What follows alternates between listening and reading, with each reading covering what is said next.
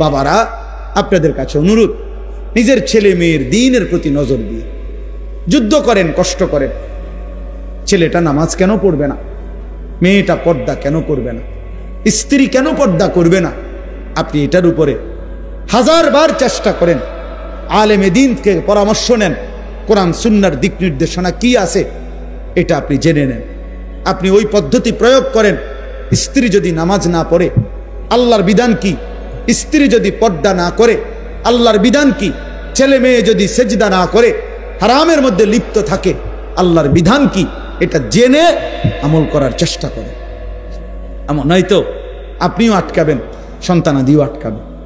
আখিরাতের ময়দানে কমপক্ষে প্রত্যেক মানুষকে নিজের এবং নিজ পরিবারের সদস্যদের ব্যাপারে আল্লাহ পাক জিজ্ঞাসা করবেন। এটুকুর জবাব সবাই দিতে হবে। কমপক্ষে এদ্দুর মাফ কারণে আমি আর আমার বিবি বাচ্চা একই হিসাব আমারই দিতে হবে। তোমার বিবি বেনামাজি হলো কেন? বেপর্দা হলো কেন? তোমার ছেলে মেয়ে নামাজ পড়লো না কেন? আপনি কদ্দুর বলছেন, কি বলছেন, কদ্দুর চেষ্টা করছেন? আল্লাহর কাছে তো হিসাব আছে, ঠিক না? কথা বলে না কেন?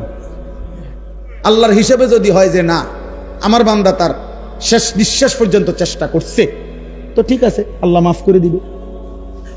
আর যদি আল্লাহ তো জানে আপনি কদ্দুর চেষ্টা করছেন না করছেন, আপনি নামাজের ফিকির করছেন যেদ্দুর, বিদেশের ফিকির করছেন তার তো 100 গুণ বেশি।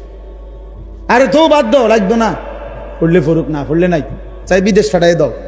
বিদেশের 12 লাখ টাকা ব্যবস্থা করতে দুয়ারে দুয়ারে ঘুরছেন আপনি।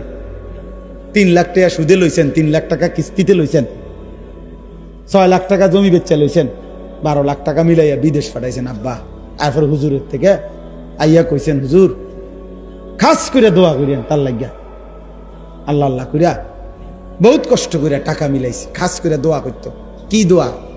হুজুরে কি দোয়া করতো? যে আল্লাহ উনি যে সুদে টাকা দিল সেটি বরকত দেন নাকি? তো কিটা দোয়া করতো? হুজুরে কি দোয়া করতো? যে আল্লাহ ওনার কিস্তিতে বরকত দেন। এই দোয়া করলে তো হুজুরের ঈমান থাকবে না, জানেন এটা? হারামের উপরে দোয়া করলে কি থাকে না? ঈমান থাকে না। এরকম দোয়া যদি কোনো হুজুর জেনে বুঝে করে তো হুজুরের ঈমান থাকবে না, তো মুসিবত না? মামনিটা কি খামখেয়ালি মনে করছেন? হারামের উপরে দোয়া করা যায় না, হারামের উপরে আল্লাহর কাছে কি করা যায় না, এটা নিষেধ, হারাম এটা। এই জন্য বিদেশ পাঠাইতে আমি নিষেধ করি না। যার রিজিক বিদেশ সে বিদেশেই যাবে, যার রিজিক এখানে সেখানেই থাকবে। প্রতি লোকমা যার খাবার যেখানে সে সেখানে পৌঁছবেই। কিন্তু আমার সিদ্ধান্ত থাকতে হবে আমি হারাম করব না, আমি হারাম নেব না, আমি আল্লাহর নাফরমানি মানব না। আমি যুদ্ধ আমার সন্তানের সাথে আপনি বলে দেন, বুঝায়, বাপ তুই আল্লাহকে সেজদা করো না, বিবি তুমি নামাজ পড়ো না, পর্দা করো না। তুমি মনে রাখো, যদি আমি দুনিয়াতে ভয়ে আতঙ্কে যদি তোমার লগে নাও পারি, তো মনে রাখো আমার মনের কষ্ট থেকে যাবে। আমি তোমার লগে পারলাম না, ঠিক আছে, কিন্তু তুমি আমার এটা মনে রাখো আমি তোমার প্রতি অসন্তুষ্ট। ছেলেরে বইল বাপ যে বাপ তোর উপরে আমি অসন্তুষ্ট, তো যে সন্তানের উপরে তার মা বাবা অসন্তুষ্ট ও জাহান্নামী। যে স্ত্রীর উপরে তার স্বামী অসন্তুষ্ট ওই মহিলা জাহান্নামী। তো তুমি তারে বলো, তো নামাজ পড়বি না বেটি, পর্দা করবি না বিবি, তুই আমার হুমকি দাও, ঠিক আছে, তুই আমার জেল খাটাইবা, তুই আমার নারী নির্যাতন মামলা দিবা, ঠিক আছে যাও, কিছুই করতে পারলাম না তোমারে, তো এদ্দুর মনে রাখো আমার কলিজারা তো আটকে থাকতে না। কথা বলেন না কেন? কলিজারে কি জেল দিতে পারি? তো কলিজা দিয়া বলে গেলাম আমি তোমার প্রতি অসন্তুষ্ট। এদ্দুর এলে সারবে, তো ওই মহিলা কেমনে জান্নাতে যাবে? স্বামীরে অসন্তুষ্ট রাইখা। ওই সন্তান কেমনে জান্নাতে যাইব বাপ মারে অসন্তুষ্ট রাইখা? বলেন চাচা। আল্লাহ আমাদেরকে হেফাজত করেন, এই মাদ্রাসা আল্লাহ কবুল করে নেন। আপনারা অনেক কষ্ট করে বসছেন, আলহামদুলিল্লাহ এতটুকু বলার সুযোগ হয়েছে। আল্লাহ তাআলা আপনাদেরকে উত্তম বিনিময় দান করেন। আমার কাছে একটা চমৎকার কিতাব আছে, এই কিতাবটা আমি একজন বড় বুজুর্গের লিখিত কিতাব, একজন মুসলমানের জীবনের একেবারে জন্ম থেকে মৃত্যু পর্যন্ত আমাদের নবী সাল্লাল্লাহু আলাইহি ওয়াসাল্লামের জীবনের যত সুন্নাত, যত তরিকা, যা দরকার একেবারে খুঁটিনাটি বিন্দু বিসর্গ সব এই কিতাবের মধ্যে আছে। তালিমুস সুন্নাহ এই কিতাবটার নাম।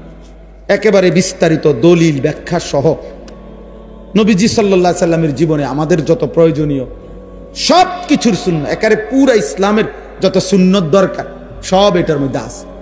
আলহামদুলিল্লাহ, আমি ইচ্ছা করি এটা সিলেট থেকে একজন প্রিয় ভাইয়ের মাধ্যমে আমি আনাইছি কিনা, যে আমি মাহফিলে বলমু, কিনা নিবে 350 টাকা। কোনো আল্লাহর বান্দার যদি দরকার হয়, মানে এমনি শুধু আমার ব্যবসার জন্য না, আমি এমনি যে আল্লাহর বান্দারা পাক শিখুক, জানুক। ঘরে একটা সময় আমাদের দেশে ঘরে ঘরে মুকসুদুল মুমিনিন একটা বই সবখানে থাকতো, বেহেশতি জেওর ঘরে ঘরে থাকতো। এমন একটা কিতাব যে ঘরে ঘরে থাকতে পারে প্রত্যেকের কাছে, এতে ফায়দা হবে। আপনারা আমগো গাড়ির কাছে আছে, এটা ইনশাআল্লাহ ভালো লাগবে। কারো কাছে থাকলে টাকা কিনা নিয়েন, 350 টাকা। আল্লাহ, এমতান হিসাবে কোনো কথা আসেনি কম ভাই? ও ভাই, আল্লাহ কবুল করে। আপনার নাম কি? ও আমি দেখছি, আমি মনে হয়। আল্লাহ কবুল করে নেন। আল্লাহ আপনাদের সময়কে, বেশি শক্ত কথা বলে ফেলছি নাকি তা ভাই? আমি তো এনে আসছি আগে না, আব্দুল মুমিন ভাইয়ের, মুমিনুল হক ভাইয়ের মাদ্রাসায় বয়ান করছি। 11 মাগরিবের পরে মনে বয়ান করছি নাকি, এসার পর হ্যাঁ গো, মনের কষ্ট যে আমি গেছি গা। এক সময় আইসা রাইতে থাকেলাই নাকি তা? হ্যাঁ, আলহামদুলিল্লাহ। আল্লাহ তাআলা সবাইকে ভালো রাখেন, দিন মান। প্রিয় যুবক ছেলেরা, নওজোয়ান বন্ধু, নষ্ট হইও না বাপ। কেউ মনে রাখবেন, শেষবারের মতো বল, মনের আবেগে বল, তুমি তোমারে নষ্ট করো না বাপ। এই পৃথিবী তোমারে মনে রাখবে না, এই বন্ধুরা তোমারে মনে রাখবে না, কেউ না। তোমারে আল্লাহ মনে রাখবে, তোমারে তোমার মদিনার নবী মনে রাখবে। তোমার জন্য যদি কেউ কাঁদে, সে তোমার মদিনার রাসূল কাঁদে। কেউ যদি তোমার জন্য চোখের পানি ফেলে, সে তোমার মা। কেউ যদি তোমার জন্য চোখের পানি ফেলে, সে তোমার বাবা। ওই বন্ধুরা চোখের পানি ফেলবে না। আল্লাহ আমাদেরকে হেফাজত করেন।